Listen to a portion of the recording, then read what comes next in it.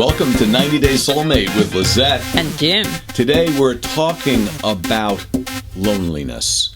We're talking about how midlife loneliness is an epidemic in the United States. How, on a scale, on basically the bell curve of loneliness, where there are few people who are really lonely and few people who have zero loneliness, and most of us fall in the middle, just like a normal curve.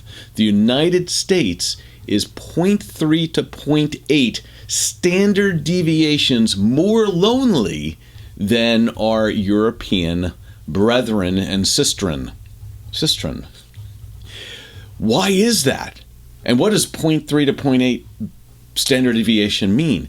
It's as significant as the difference in distribution of heights of women and men. Although they both come in multiple heights, women tend to be 3 to 5 inches shorter, generally on average, than men. So if that was a scale of loneliness, the United States would be either in the category of men or women, depending on which one you're saying is quote, the category that's more lonely. Not associating women and men as being lonely, but the other funny thing about this whole subject is men appear to be lonelier than women. Maybe they isolate themselves more. Today we're going to kind of dig into that a little bit. What does that mean? What does that mean from longevity? What does that mean for standard of living? What does that mean for life? Because loneliness is a symptom of some bigger thing that's going on. And why is it going on more in the United States? Any ideas? Yes. Yes. Okay, thank you. Thanks for watching 90 Day Soulmate. Here we go. So, why does it matter? It's not only an emotional issue, but it's a public issue as well. It's a public health issue. It impacts life's health. It impacts mortality. It impacts chronic illness, mental health, relationships with others. It can be a symptom of or a cause of, because loneliness can create depression, which can then also impact relationships with other people, because you might isolate yourself. You may not be in contact with them as much as you'd want to be. You may just stay to yourself. That's isolation. Loneliness predicts future health as well as financial stability. Why is that? Because the more financially stable you are now, the less lonely you are? Because you can buy friends? What is loneliness physical lone or mentally lone? Yes. Okay. And the other is it just that Americans like to complain about more things? They're more uneasy about stuff than other cultures, which we'll get into as well. It's kind of an interesting theory. Are people in the U.S. more lonely, or do they just express the feelings of being lonely more so than other countries or cultures? It could be both. It could be also that these other cultures are more connected, that they are spending more time together, that they have things to do, and their way of life and lifestyle is different than those in the United States. Let's just go right down our outline here. So let's imagine a 50-year-old in the U.S. and a 50-year-old in Denmark.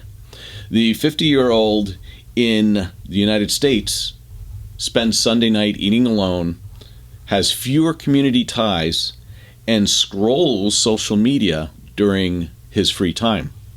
Where the 50-year-old in Denmark spends time on Sunday with his extended family. He's part of a cycling club that he participates in, that meets twice a week, goes out for riding, which leads to better health, better exercise, and a sense of community, as well as less loneliness. Can you imagine that? And now that he's out and about with friends and family, there's something else that goes on. Years later, he's financially in a better place than the person who isolates themselves. Now, I don't want to cross cultures and say the person in Denmark versus the person in the U.S. when it comes to finances. We want to look at somebody in the same country. But the same situations apply. Also, the American faces chronic illness as well as financial stress. The person who isolates themselves or lives that life that is disconnected. Loneliness. So how do you assess loneliness? This is a good question. So this is a UCLA loneliness scale. University of California, LA, has a loneliness scale which has items such as how often do you feel isolated? And that's one of the items that's used to scale loneliness. The reliability of this scale is that it's been validated across 14 data sets. So it's showing that it has a robust ability to predict the accuracy of the person really being lonely, or at least having the attributes of living a lonely existence. The demographics of this study were focused on, or actually the 14 that were participating in this, were between the ages of 40 and 65. So what is considered midlife, in the middle. And there's some situations that when you're in the midlife, that people who are in that age category have unique situations that others don't.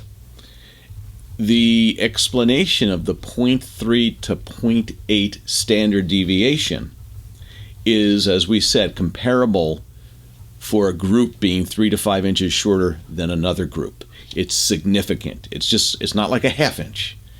It's the height differences between a whole category of women and a whole category of men. So it's a big difference. It's sizable. It's noticeable.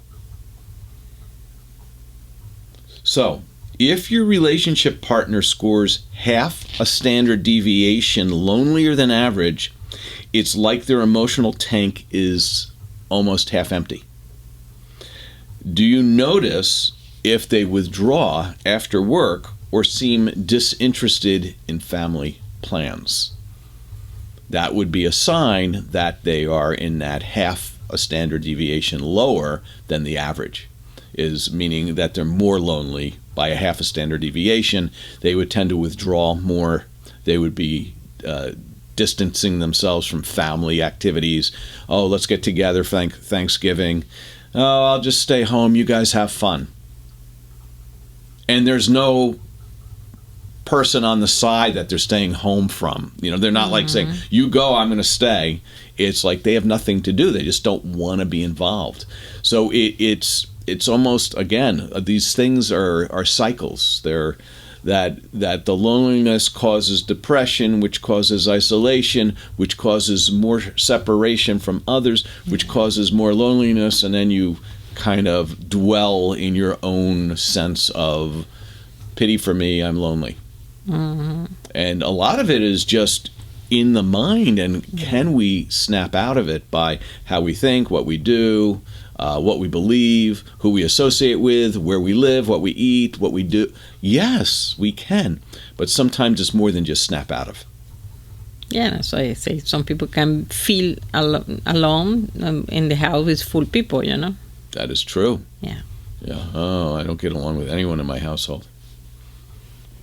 So question, when one partner continuously feels lonelier than the other, what happens to the everyday connection between the two? What happens to conversations at dinner? What happens what happens when they want to do something together? What's the motivation to do something together? Have authentic connection. So remember, we always go back to old shows, right? So the other show we were talking about how the phones were causing disconnect. Yeah. So now we have phones. We can be doing things together, like physically together, but we can be on our phone. And we can feel disconnected because we need something to keep us busy so we don't think about how lonely we are. We need something to keep us busy so we don't have to try to have that connection with the other person who's on their phone, because they don't want to try to have that connection, because it's easier to stay in this electronic dream world than it is to be in reality. which brings us to maybe some of the things that are causing this loneliness, and maybe more so in the United States than elsewhere. Yeah, yeah. Especially, you know, and we've done studies, or we've read studies about the people who spend the most time, 2 to 3 hours a day on social media, are anxious and depressed. That the people who spend the most time on social media are also, and this is not a 1-for-1, but it's tend to be higher prevalence. 60% report being anxious or depressed. That's a high number. Yeah. And then a high number of our children are on social media 2 to 3 hours a day. High number of us are on social media 2 to 3 hours a day. And also the remote work also increased that, because remote again, work. you are in the one computer almost 8 hours, and you lose the connection with human. And maybe you can get the work done, but what are you sacrificing for that? Mm-hmm. Maybe there's more to life. I know some people say, well, I don't want to be in the office. You know, you got to have a home life. Well, sometimes you need a social life, and sometimes the office at least gets you out of the home, especially if you're by yourself, and gets you connected with others. Maybe they aren't your friends, but maybe they are. Maybe they're at least people. They're humans. They're humans? You work with humans? Some of us do. So that was the intro into today's show. What is the consequence of being lonely? Well, we talked a little bit about it. Psychologically, you have a greater risk of depression and anxiety. Physical, you have immune system. Your immune system may be compromised. Inflammation, cardiometabolic risk. So your systems can be at risk. Chronic illness and mortality. There's a 20 to 30% higher risk of heart disease the higher you have loneliness. And then finally, you can have early death, higher chance of multimorbidity. So multimorbidity would be you have other things that may contribute to death. So, you know, like where people had COVID, but they had comorbidities or reasons, multiple reasons for why they passed away. They were heavy, they were out of shape, their system wasn't in good shape, they were a smoker, they were a drinker. They had these 4 or more things that were going on. Well, loneliness is a sign that you probably have multiple things going on in your life that can contribute to death. One more, on a daily level, you'll have more headaches, more stomach issues, fatigue on lonely days. So, why is that person tired? I can't get out of bed. Is it that they're tired, or is it that they're lonely? And this is you see many people that is a young age and always is tired. So you say, why the people we suppose has to be more energy and always complain, be tired? I was up till 4 in the morning and I slept till 4 in the afternoon. That's 12 hours of sleep. I worked though 6 hours today. And I'm so tired. I'm so tired. So how about this? For an example, a couple. A husband avoids sharing stress about his job. The wife feels excluded. Over months, she develops insomnia and begins experiencing chest tightness. Both see doctors for physical complaints, but the root issue is emotional disconnection. Now we'll go back in time, and we always do this again, is emotional disconnection happens when you don't have trust in your partner, you can't be vulnerable, you don't have empathy, and you don't understand them. And it's a cycle. If you don't have those things, so you don't spend time talking with them, you don't develop those things. You have to understand your partner well enough that you can start to have empathy for them, also then trust them, so you can share things with them. That connection helps you want to connect more and makes you less lonely.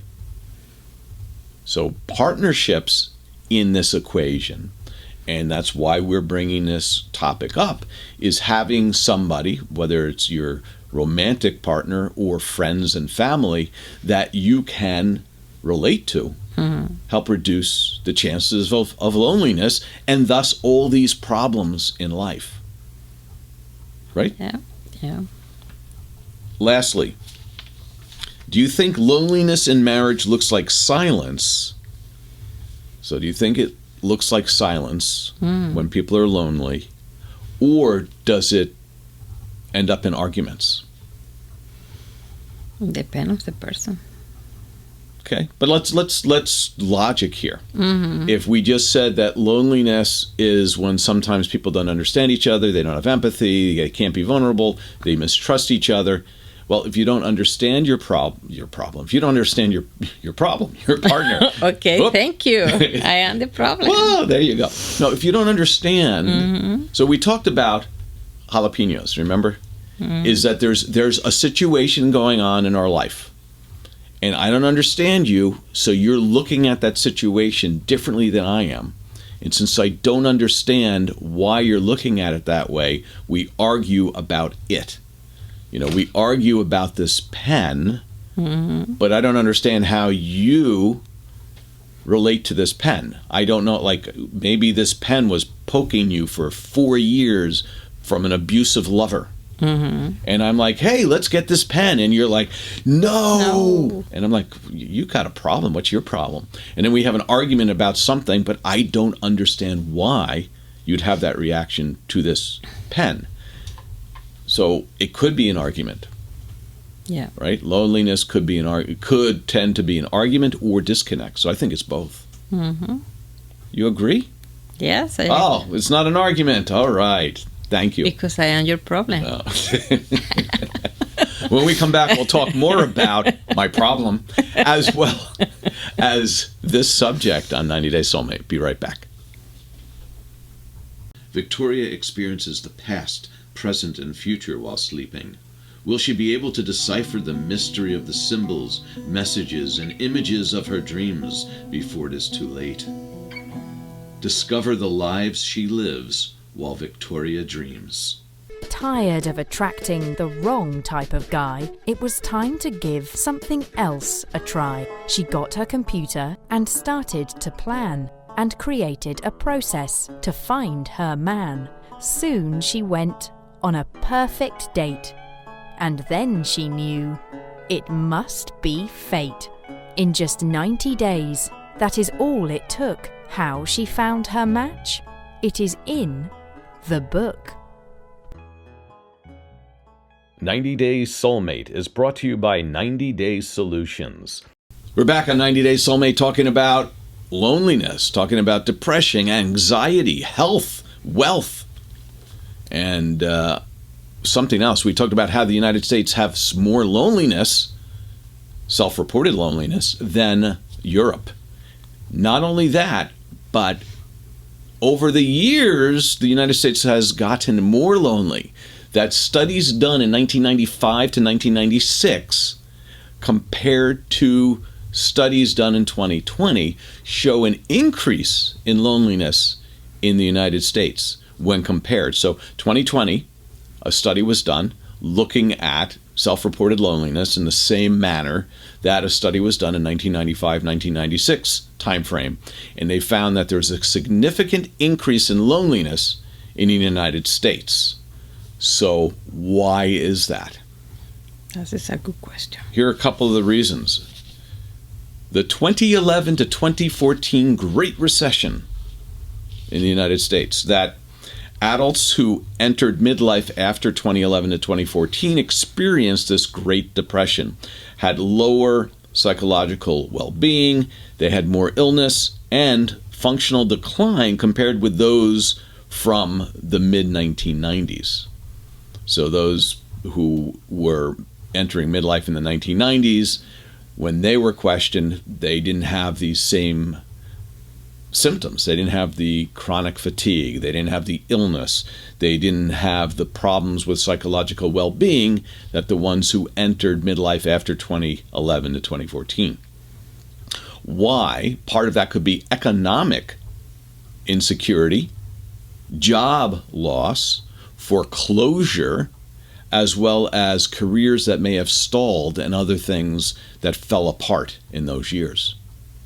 So why is there ongoing trauma? Why, in 2020, now that's 6 years later when they did this survey, why is this still a problem?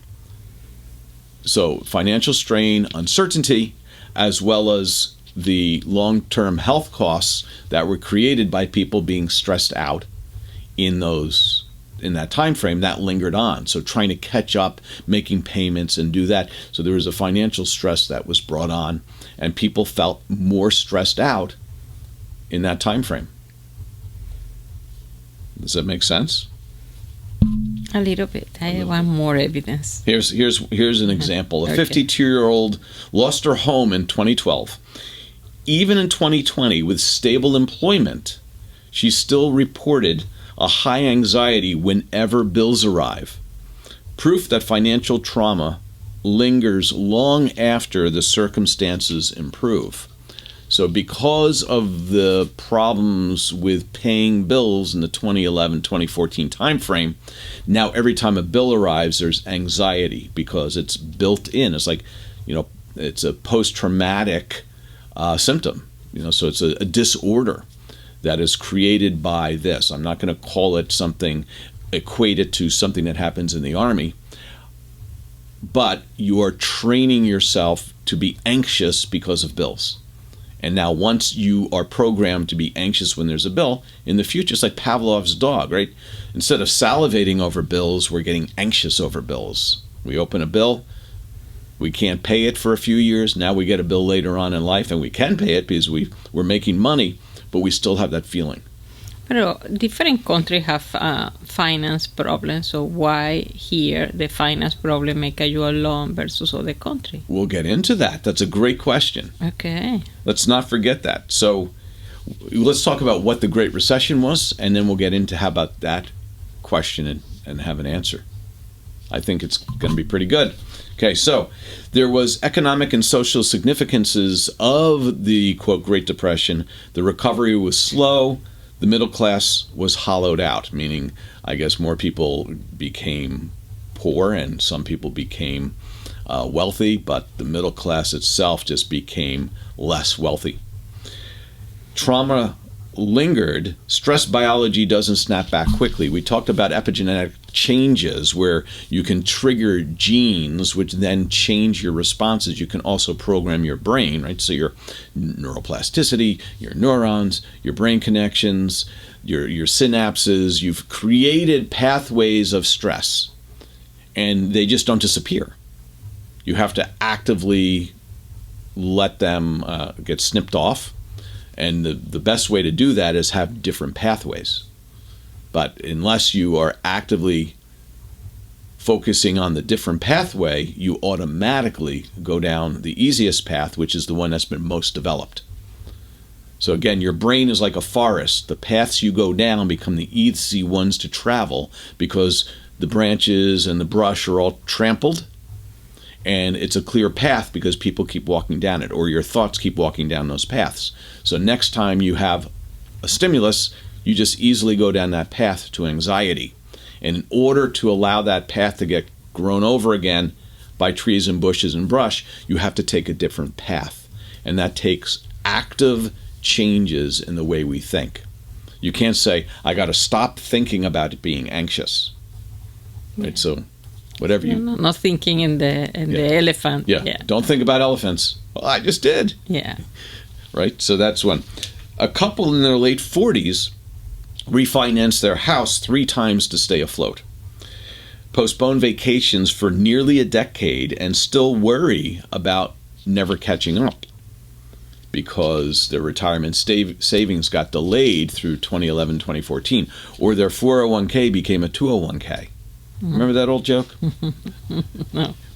Stock market crashed. My 401k became a 201k. Yeah. Okay, a little reduction. Yeah. So you have to now kind of rebuild. Why do some hosts, why do some hosts or people, because hosts are people too, why do they bounce back financially and others don't? Resilient. Resilience. And what is resilience? Are you born with resilience? I guess it's part of born, and also how you have some situation in your life that you say, hey, I believe when the people is in crisis and problem can develop resilient because need to survive. And you know what's a really good thing about resilience is that when a couple work through an issue together, they not only build resilience, but they get closer together. And we talked about that again, that a couple that goes through a problem together, like say we travel on a trip together and we lose our luggage or we get lost or we lose our flight and we have to figure out and navigate a problem. We're stuck on a cruise because of COVID. Something happens and we need to go through a problem together. When we work on that problem together, we see each other's personality in that stress and we understand how each of us act in it, and we get through it together. We learn to trust each other. We learn to trust our partner's behaviors. We understand them more. And since we understand them more, we may understand how they feel more, which is empathy. And then we may be able to share more with them because we trust how they're going to react. So these type of things, like you said, resilience as a couple builds a stronger bond, builds more love. Yeah. So couples, sometimes those that are really tight and can work through problems together come back stronger, where those who maybe weren't connected at all can't even talk about the financial problem. I can't talk with my partner about not being able to make a house payment. So I just can't wait for the house to be taken so we can go move to separate apartments. Oops. Read While Victoria Dreams. That is a real chapter history in this book. It's real history. Which is interesting because we uncover things about ourselves as we do the show. Yeah. Interesting. Contributing factors since 2011. Social media growth. How do you think social media has impacted the world as far as loneliness? Yeah. People post pictures of themselves having fun with friends and family and all this stuff, and you think, wow, they're having fun and I'm not, now I'm more lonely. Is loneliness a comparison rather than a reality? Mm-hmm. Right? So it's not real. The loneliness you feel is not the loneliness that's real. Mental health treatment is on the rise. Is that a social contagion, or is it real? Is it both? Is it we have more clarity on mental health conditions, so now we seek help more often, and more, it was, 30% of people are on antidepressants of some sort? A huge amount. Whether it's anti-anxiety, whether it's antidepressant, whether it's ADHD medication. Yeah. Amazing. How about the sandwich generation pressure? You know what this means? People who enter midlife are caught between two things. They have aging parents who are becoming more fragile, who they have to figure out how to take care of in an era of maybe less social support than there used to be. Maybe there's less sense of community than there used to be. So now there's more pressure on the couple to figure out how to handle aging parents without having those community ties that might have been there in the past. Number two, the sandwich part, that's the top piece of bread. The bottom piece of bread are children. Children who are more depressed. Children who are more seeking out their identity.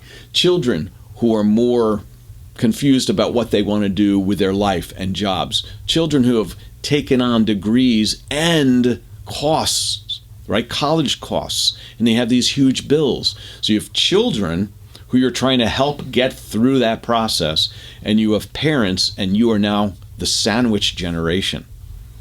Welcome to the sandwich generation. Okay. So that was something that, and is that worse today? So going back to your country question, here we go. What's different in Europe, in much of Europe, than in the United States? Yes, the education is not so expensive like here. Education's not as expensive, so it helps the bottom piece of bread. And the also the health and social services are more socialized. And yes, lower costs. Lower costs. And easier sometimes access. free. More time free. Yeah. More free time, more time free, more vacation time, more ability to take care of your parents and family, as well as more socially, more social activity in many of these countries and cultures. Yeah. That there has always been this family culture, and there's always been the community culture, especially in small towns. Yeah. Where the United States is all spread out in one area, and the other area is just so many people. Like you've got people after people after people living, and no one knows anyone. You know, my apartment building has 10,000 people in it. How am I going to know everyone from this? You know, my street has a house every acre. How am I going to meet my neighbor? They're so far away. Whereas a small community where you've got smaller homes and they go to one church and there's 15 families, they kind of all know each other. So. I see different culture, you know, where I come from, different country, and I say the neighbor behavior, for example. I see also, for example, my grandmama, she have a neighbor that almost visit her every afternoon. They got coffee with her, and also it's different age, so it can be a small kid with the mama or the other old lady, sure. Or it's a couple that live there, and Saturday and Sunday they have some kind of the coffee, because it's more like the coffee or some kind of cake and share. And my mama too, sometimes she cooks something, I invite the neighbor we share this kind of dessert because I make. So, and here, so I have 15 years and we moved, I guess, 3 times. I don't have one day busy neighbor or neighbor busy us. So there was one when we lived on the cul-de-sac. Okay, just one in one day. Holiday happened. Party. Yeah. So that is different, you know. So you feel You're really absolutely alone. True. Yeah. Yeah. So there was an old movie with Jimmy Stewart, and I remember this as a kid. You know, black and white probably movie, but he would meet people. He would ask them questions, and he'd be like, "Oh, you gotta come over for dinner." And I was thinking about him, going, that when I saw that, I was like, I would love to be like that. Like, hey, you just meet somebody and you ask a few questions. You're like, come on over for dinner. Let's just have dinner. Without it being, well, why are you asking me over for dinner? You know, just because I like to know more about you. That's all. No, nothing else. No Amway. Today, next time. No. So I don't know. Is here or I know a few people, but when you visit somebody, you need to say in advance. You know what I mean? So it's no surprise visit. Yes. So we don't have this culture, you know. So you are one day you're home, somebody is 3 people already with a bottle of wine and bread, and you say, okay, I'm trapped. Well, that you know what? Well, that's partly it. And the other part is that there are 500 million guns in the United States, so you just can't show up unannounced. Yeah. So that is a bit different too. So we don't lock our doors, we lock our Glocks. No, but it's funny because you don't have a bar in your windows. Yeah, come on in. Yes, and it's easy to come in, but people don't want. So it's interesting. Other countries have bars in their windows, but they invite people inside. Yes, that's exactly. interesting. Going back to why is the U.S. lonelier than Europe? Weaker safety nets. We talked about that. Healthcare and retirement insecurity in the United States. Higher inequality and individualism. So there's strong cultural emphasis on self-reliance, which builds higher inequality. It doesn't necessarily build a lot lower, but it builds a lot higher. So there's greater inequality. And we're always we're keeping up with the Joneses in the United States. It's more about how I am doing. We're more mavericks than we are, herds of sheep. We're horses that like to run free. We're it's a little different. Decline in institutions. There are fewer clubs, there are fewer unions. Those have been broken in many areas. And religious communities, we talked about that. That it used to be that everyone went to a church. At work, all these people are from different parishes. When they were kids, what parish did you grow up in? What parish?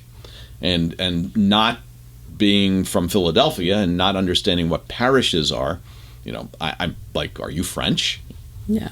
But, parish is what church parish you belong to, because there are all the Catholic churches in Philadelphia.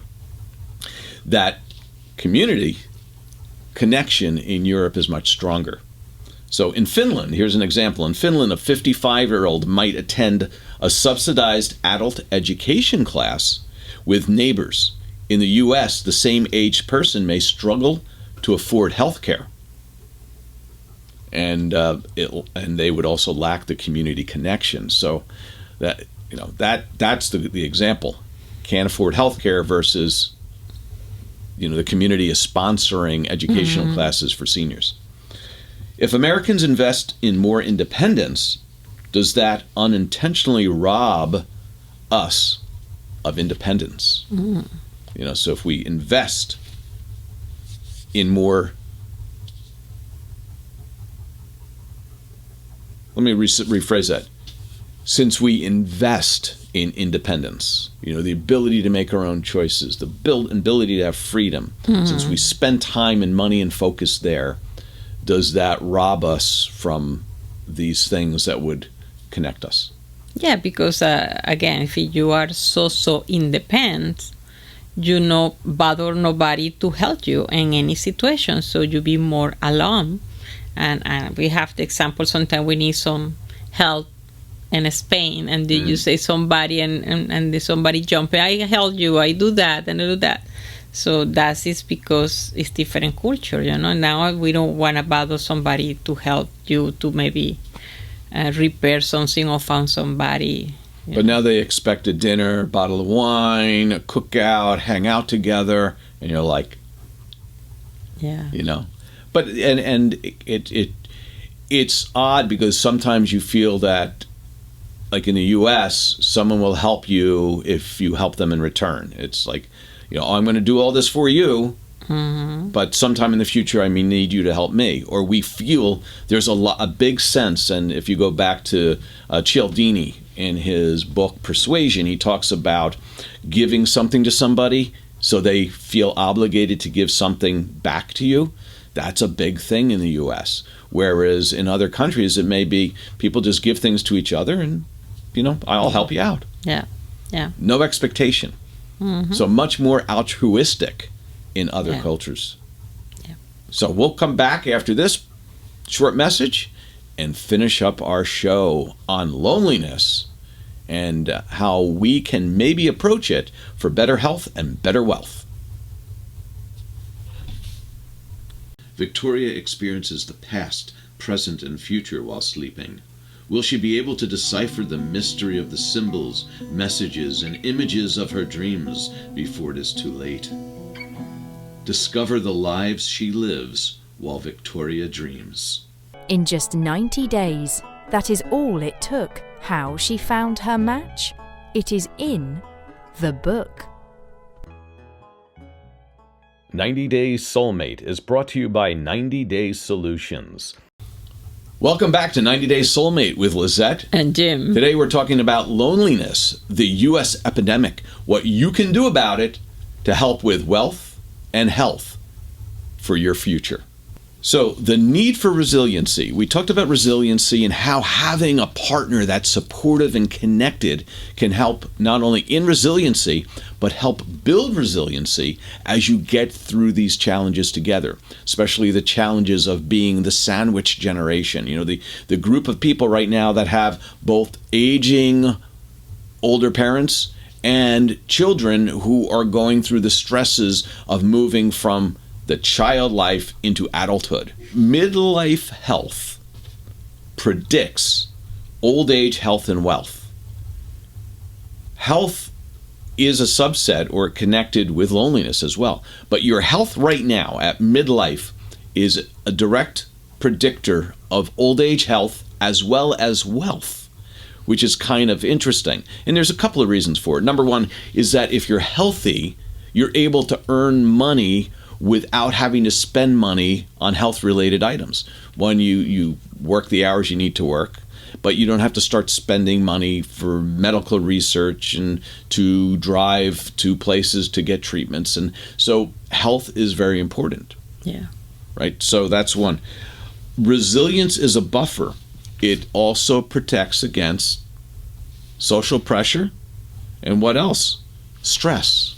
So resilience protects against stress and social pressures. The stronger you feel, the feeling of strength helps mentally in the feeling of strength.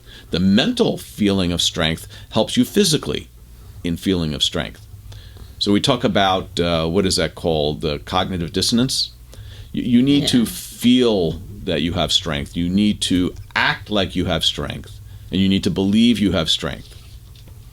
Loneliness undermines resilience. That it weakens the immune system, it weakens your mental condition, and it weakens your emotional reserves.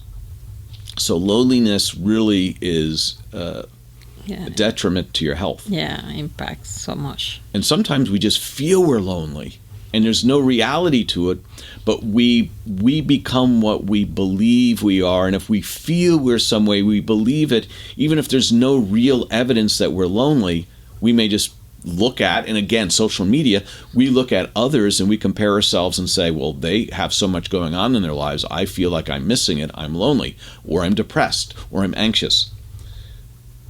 So how about this? What would be tips and tricks for midlife health? And we're going to look at it from a relationship focus, meaning we are either in a romantic relationship, or we have a partner, or we have family and friends that we are close enough to that we can incorporate that in our lives. Number one, mental. Practice presence. No phones at dinner. Wow, this is sounding like that the phone show. One. That show on phones. How about lifelong learning? Read, take courses, and take courses together with friends, with family, with your partner. Learn things new that are interesting and fun. Physical activity and mental activity. Maybe even religious activity. Example, we can sign up for a cooking class. Beyond learning recipes, we can learn how to cook I like that. Good foods that are healthy. We can have teamwork. We can both be holding knives and not have to use them on anything other than the food. We can learn that knives are just not a weapon. Yeah. Knives aren't a weapon anymore. It's a plastic. Plastic knife. No. Physical. Absolutely. So we went from mental, let's go to physical, because we're like kind of following that cognitive dissonance. Let's banish cognitive dissonance. So let's hit all the main things. Exercise together. Walk, dance, sports. Physical contact, hugs. Hugs are physical activity, right? We practice. And a 6-second hug or a 6-second kiss releases chemicals within the body that do a world of good, from releasing anxiety to making you feel happy and healthy. We'll do that later. Yeah. Hugging, holding hands. Oh, it reduces cortisol.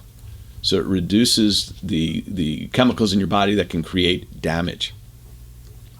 Husband and a wife starts 30-minute morning walks. It gives them time to exercise together, spend time together, and connected.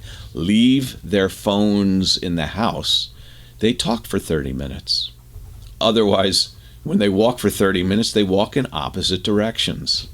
Even when they're together, if they have their phones. Yeah. So walking with your phone, with your partner on their phone, even when you're walking together, you're walking in separate directions. Yeah. How about emotional? Emotional, you build trust with small signals with your partner. Share caregiving burdens. So we're talking about midlife couples having to take care of parents and children. You are able to share that. So emotionally, you can share the emotions with your partner. Instead of one spouse handling all of the parent care, both spouses or partners can handle appointments, driving them from here to there, and really work together as a team. It can build the partnership and strengthens the relationship. So that's the emotional side.